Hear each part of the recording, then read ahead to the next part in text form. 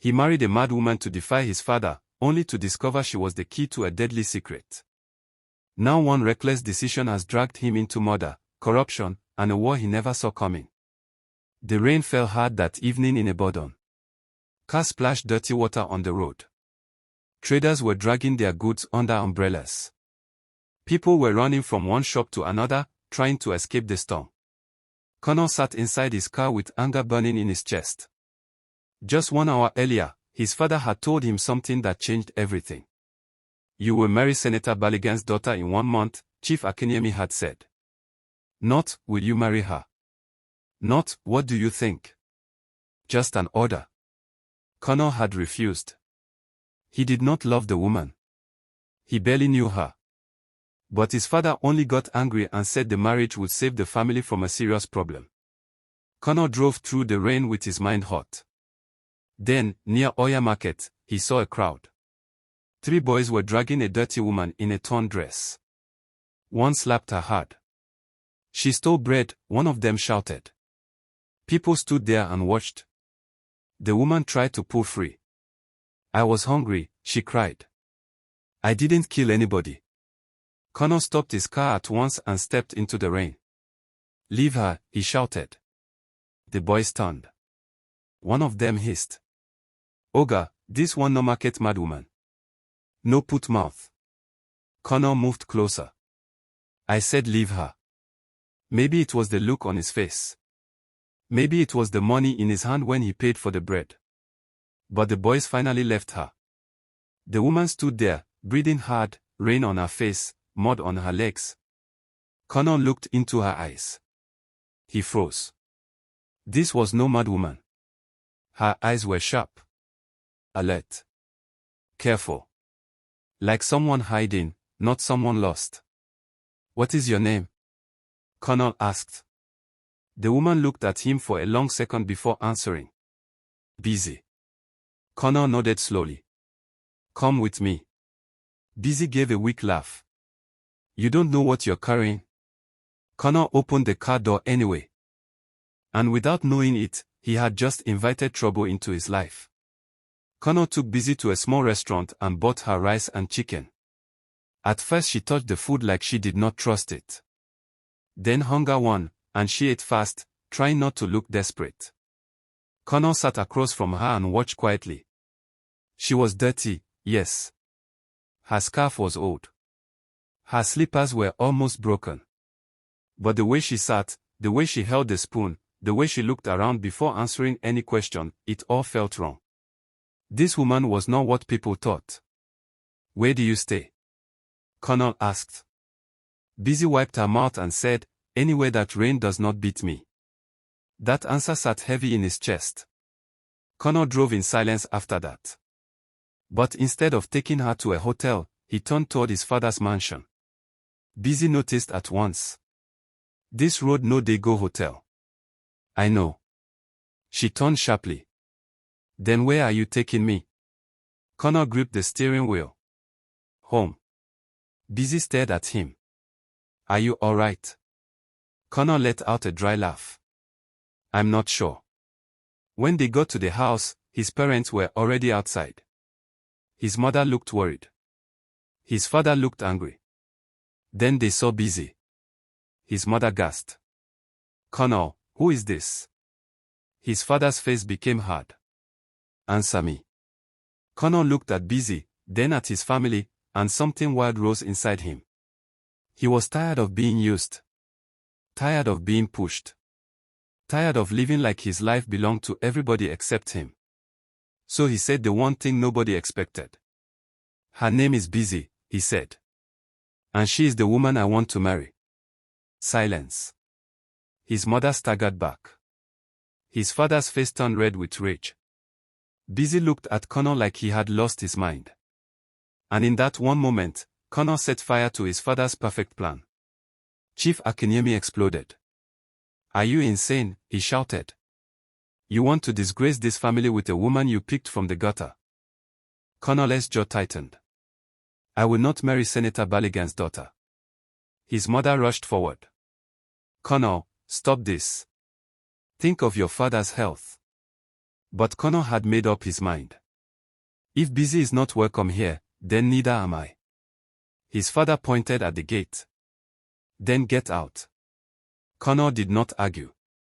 He held Bisi's hand and led her back to the car while his mother cried behind them. That same night, he took her to a small apartment owned by a friend. It was simple, but safe. Bisi bathed and came out wearing borrowed clothes. When Connor saw her properly for the first time, he almost forgot to breathe. She was beautiful. Not in a loud way.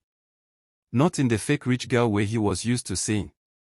She looked like someone life had broken, but not finished. The next morning, in a rush decision that shocked even Bisi, Connor took her to a registry and married her. No family. No celebration.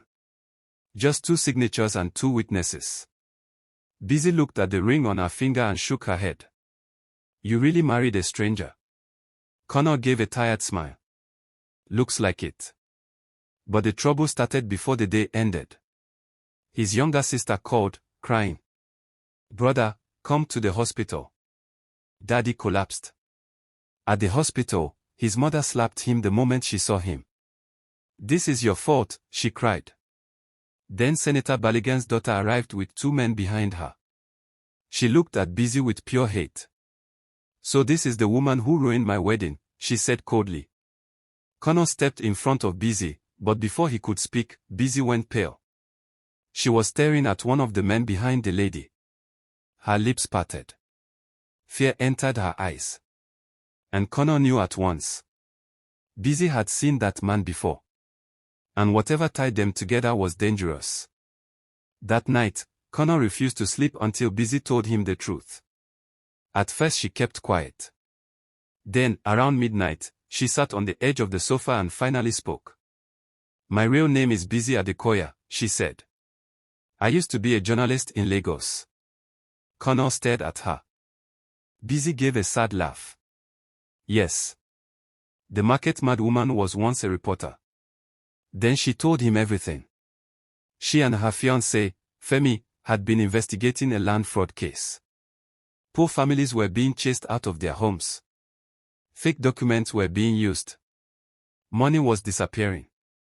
Big men were involved. One night, Femi called and said he had found final proof. By the time Bisi reached him, it was too late. He had been beaten badly and left in a pool of blood. Bisi hid and heard men talking in the next room. One of them was the same man she saw at the hospital. He worked for Senator Baligan. Then a phone call came in. A man's voice ordered them to find the woman too. Bisi ran that night and never stopped running. She lost her job. Her money was gone. Her friends disappeared. Fear followed her until she landed on the streets of Ibadan. Connor felt cold all over. What does this have to do with my father? Bisi looked at him with pain in her eyes. Your father's company name was in the documents. Connor stood up at once. No. Before Bisi could say another word, loud banging hit the apartment door. Open up, a man shouted from outside. Bisi's face lost color. Connor moved to the window and looked down. 3 men stood outside. And one of them was the same man from the hospital. They had found her. Connor got Bisi out through the back door just before the men broke into the apartment. He hid her in his aunt's house, then went back to his father's mansion to search for the truth. Inside his father's study, he found files. Land papers. Payment records. Fake company names. And one document carrying his father's signature. Connor felt sick. Before he could leave, Chief Akinyemi walked in. Yes, his father said quietly. I was involved. Connor stared at him in disbelief. His father sat down heavily. I signed papers I should never have signed. Senator Baligan used my company for dirty land deals. When I tried to step back, he blackmailed me. That is why I wanted you to marry his daughter. I thought it would protect us. Connor felt like the room was spinning. Then his sister ran in crying. Brother. Men from Senator Baligan's house have gone to Auntie Mo Street. Connor drove there like a madman. He was too late. The house was in a mess. The chairs were broken. His aunt's wrapper was torn. Bisi was gone. With shaking hands, his aunt gave him a note Bisi had hidden for him. If they take me, go to Femi's locker at the Lagos Press Center. Locker 318. The key is in the hem of my blue scarf. There is still proof. That same night, Kunlé and his father drove to Lagos. Inside the old press center, they found the locker. Inside it was a bag. Inside the bag was everything. A flash drive. A recorder. Documents. Proof strong enough to destroy Senator Balogun. But before they could leave, men stepped out of the dark. And one of them was holding a gun. Hand over the bag, Kunlé said, pointing the gun at Kunlé. Chief Akinyemi's face turned white. Kunlé. Shut up, Kunlé snapped. The senator is done protecting cowards. Kunlé held the bag tighter. Where is Bisi? Before Kunlé could answer, a voice came from behind them. I'm here. Kunlé turned sharply. Bisi stood at the door, bruised, tired, but alive. Her hands were tied in front of her, yet one rope was loose. Her lip was swollen. One side of her face was red. Kunlé's heart nearly broke at the sight of her. Kunlé grabbed her and pressed the gun to her head. Drop the bag or she dies. Bisi looked straight at Kunlé. The recorder, she said quickly. Play the last file. Kunlé pulled it out and pressed play. The room filled with voices. Femi's voice. Kunlé's voice. Then Senator Balogun's voice, clear, cold, wicked. If the boy talks, bury him. Find the girl too. Silence swallowed the room. Kunlé cursed and raised the gun, but Chief Akinyemi stepped in front of Kunlé. Run, he shouted. The gun fired. Chief Akinyemi fell. Everything scattered. Bisi elbowed Kunlé hard and broke free. Kunlé slammed the metal locker door into Kunlé's arm. The gun dropped. At that same moment, police sirens screamed outside. Bisi had used Kunlé's phone earlier to send their location and evidence to a journalist and the police. Within minutes, Kunlé and his men were arrested. Senator Balogun was exposed. Months later, the truth was all over the news. Bisi got her life back. Kunlé stood by her through every court case, every scar, every hard day. And one evening, sitting quietly beside her, he held her hand and asked. This time, not because of fear, not because of trouble. Bisi, will you stay with me for real? Bisi smiled through tears. Yes, she said softly. This time, for love. Never cover evil because it will grow and destroy innocent people too.